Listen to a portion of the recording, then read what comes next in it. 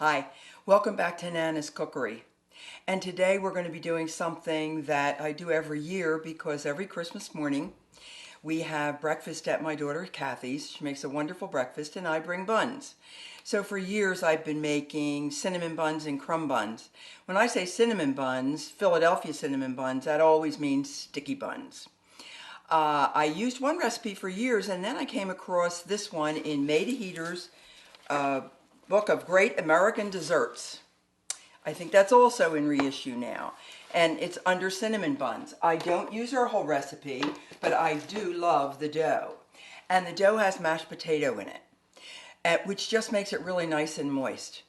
We're going to try something a little different today, and that is I'm going to show less, talk more at the beginning because there's more to be done at the end, but I want to tell you what I did. So what I did initially, which I've already done, is I took the 1 cup of mashed potatoes and I put it in a saucepan. I then slowly added the milk. Then I stirred in the 1/2 cup of sugar, the salt, and the butter. And I put in over low heat and I stirred it occasionally. It's not necessary that all the butter melts, but you want to get it warm. You don't want to get it too warm because if you get it hot, it will kill the yeast. So you want it to be warm enough, everything melted. You see the mashed, but you wouldn't even know there was mashed potatoes in there. They all melted. And I'm going to put that in this big bowl.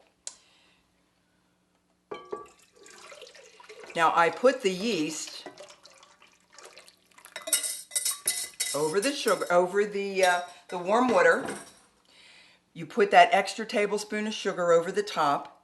Now that's been sitting there for a while, and if you can look at that, you can see all the bubbles. And that is showing that your yeast is working. If the yeast is dead, it will not do that. I've done bread making classes with elementary school kids, and they just loved the idea as they saw it foaming up in those little bubbles coming up.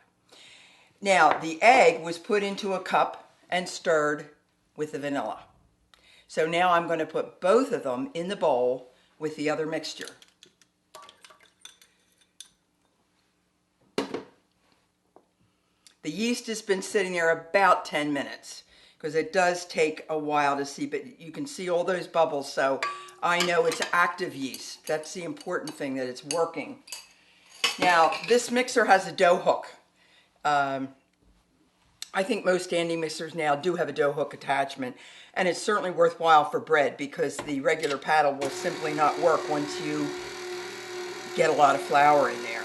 I'm going to just add 3 cups right away. And again, just spoon, just dip and flatten.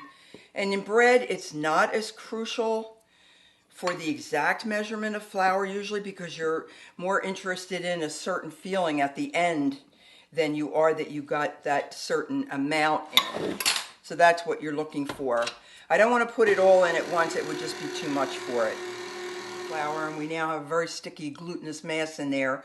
I'm going to add the rest of the flour, and for you that would be a cup and 1/4 of flour. Now in her original recipe she has you put this in with a wooden spoon and then work it on the counter a lot, but I find with the dough hook that you can do a lot just with the dough hook. You can't do it with a regular beater because a regular beater it will kill it and it'll just get too thick, but with the dough hook can really do a lot. So we're putting in the last part of the flour. This will still be a very loose dough. Now I'm going to go back and forth because, oh, well, I already did it, folks. Wouldn't be the first time. Let's get that moving. You can see it's still 2 different. In other words, I've got like 2 different mixtures in there, a very wet and a very dry, so I don't want that. I want to incorporate it so it's all the same. I'm going to do an on and off, which I've never seen. I've mentioned before, I do it all the time, especially when adding flour because it cuts down on that flying flour, as I call it. I'm going to take it out now. I'm going to put it on the counter. You'll see it's very sticky. It's very loose dough. That's the nature of it, but it's fine. I'm going to add some flour on the counter because I have to be able to work with it. Let's get all that off of there. Don't want to waste any of that dough. Now I'm going to put some flour on the board. I learned an important lesson, and that is, if you can, keep one hand clean. Try to do everything with one hand, whether you're breading, flouring, egging, doing anything or so you'll have one hand that's clean to go to the faucet, to answer the phone, whatever, and just use the one hand. I'm just going to put some flour down on the board. This is pretty wet, so I know that I can use some flour on there. I'm just going to put this out, this big glump of dough.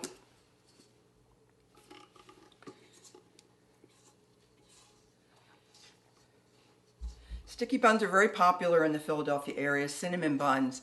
I've known people who actually had them shipped to them away because they missed them so much.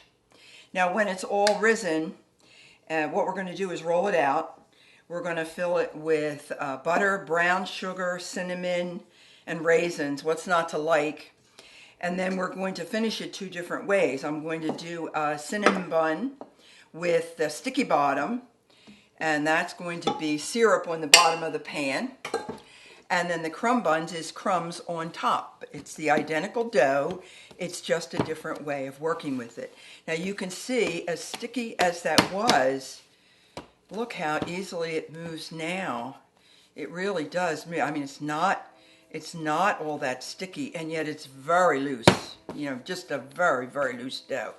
And I think that's, the mashed potatoes really is just a nice addition. So I'm going to just work this a few minutes just to incorporate that flour.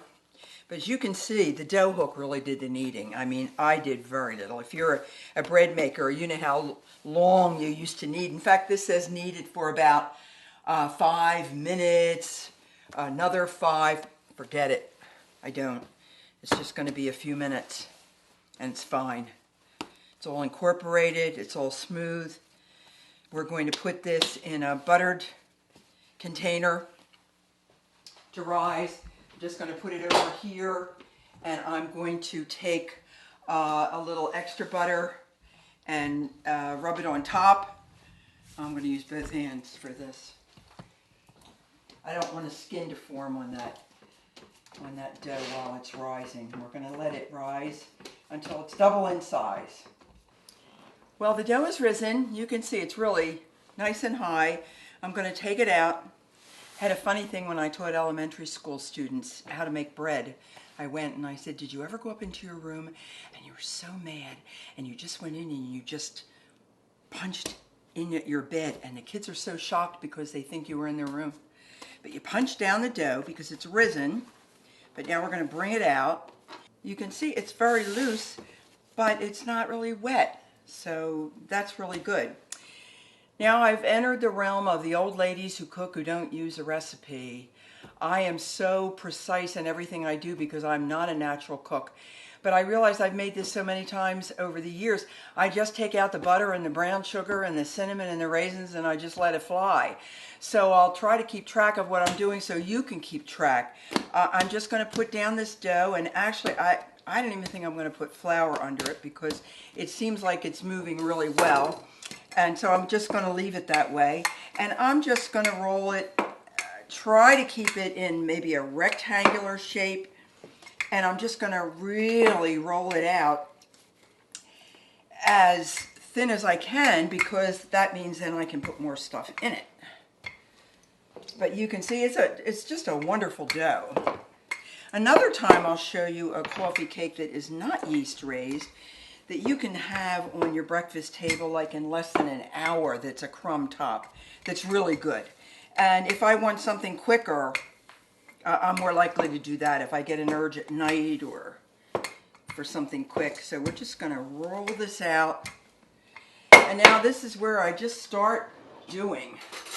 So now I'm starting with a stick of butter. Let's see how far this goes. Again, because I'm not doing all the dough. So we're going to do it generous but not go crazy. But you can see we're really putting some butter in here. Now, something I did with the raisins that's in that Made a Heater cookbook and I think is really useful, put them in a strainer over hot water for about 5 minutes. Let that steam come up because it'll steam the raisins and it'll definitely plump them up. And then you just put it aside until you want to put them in.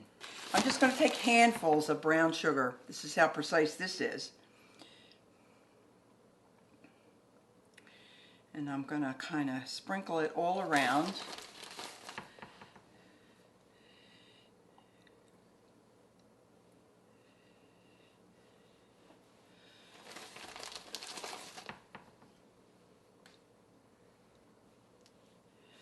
Now I'm going to kind of rub it in.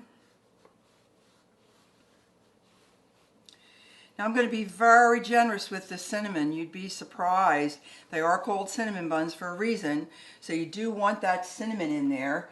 And you'd be surprised it can take a lot.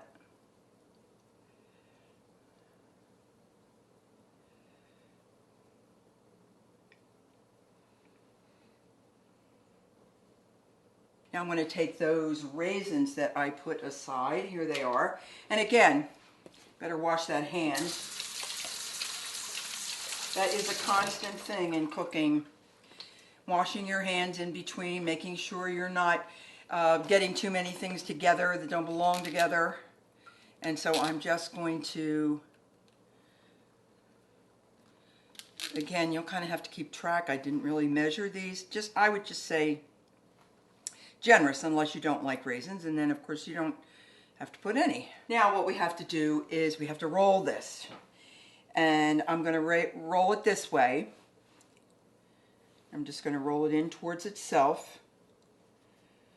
And as you can see, it's not an absolute rectangle. You know, I do. And if it's a little thicker in places, I'm going to sort of move it as I move it. You can see I'm just turning it into itself. And you want to lift it a little bit, because you don't want to push away the things that are in the middle there. You just want to start to encapture them in what you're doing. Now there's a couple different ways to do this. You can make it quite wide and then cut narrower pieces, or you can maybe stop at a certain point. But here it doesn't make sense because I wouldn't have enough to make another roll there. So I'm just going to keep going with this. I'm going to do the whole thing.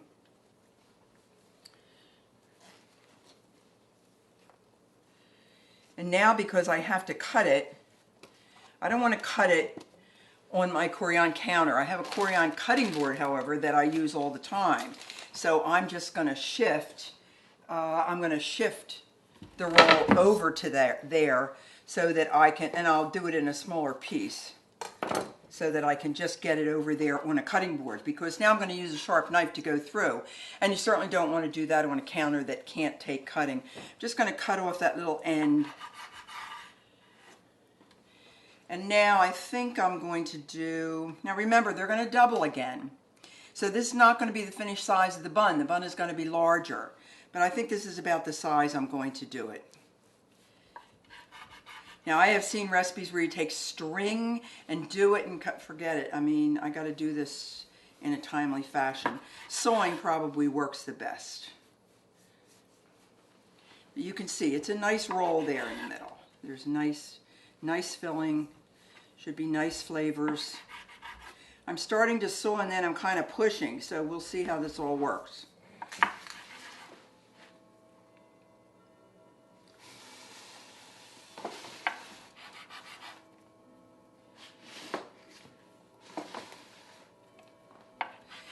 Now I have two pans because we're going to do two different things. And the first is what I would call Philadelphia cinnamon buns. Other people call sticky buns. I use the Caro dark syrup. There are other recipes that call for brown sugar and butter mixed and cooked, various things. But I've always used the dark Caro and I've always been happy with it. And I would say I put about 1/4 of an inch in the bottom of the pan. And then I put pecans in with the pretty part down that'll just sit there. And now I'm going to place the buns on top of it. And I'm going to allow room. I'm not going to fill the whole pan because remember, these have to expand, and they'll expand upwards, but they'll also expand outwards if they have the room to do it. So I'm going to leave them room.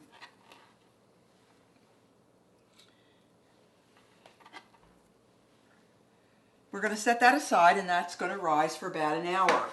Well, our cinnamon buns are ready to go in the oven. You can see they have spread, they have risen. We're going to put them in the oven now at 375. We're going to cook them about 20 minutes, but I'm going to keep checking them, and I'm also going to put a temperature probe in there because I want the finished temperature to be about 185 to 190.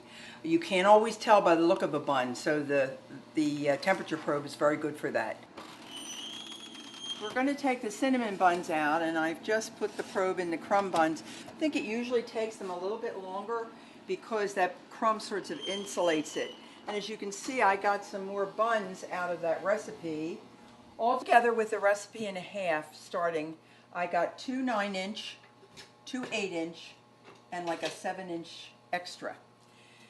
I didn't usually pay attention when I was doing it just for myself. I would just keep going till I was gone, so that's good for me to remember.